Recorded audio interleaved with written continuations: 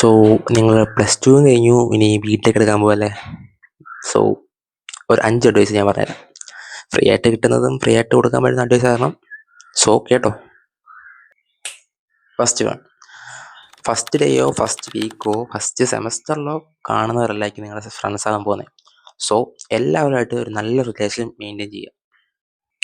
Second one, CGPA is not everything. But എന്ന് വെച്ചാൽ അതിനെ ഉപേക്ഷിക്കാൻ പാടില്ല. ഒരു 7 മണ്ടേ നടത്താം, അതായിരിക്കും നിങ്ങൾക്ക് നല്ലത്.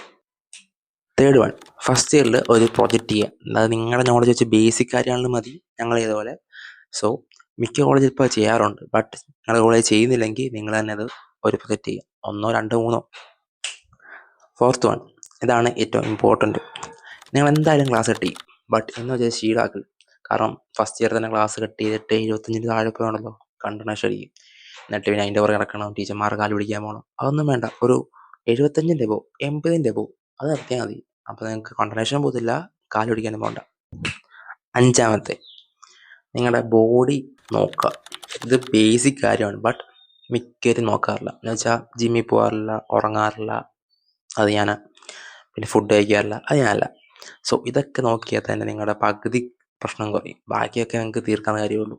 സോ നിങ്ങളുടെ ബിടെക്കിൽ ജോയിൻ ചെയ്യുമ്പോൾ ഫ്രണ്ടിൽ അയച്ചു കൊടുക്കുക, അപ്പോൾ നടക്കണം.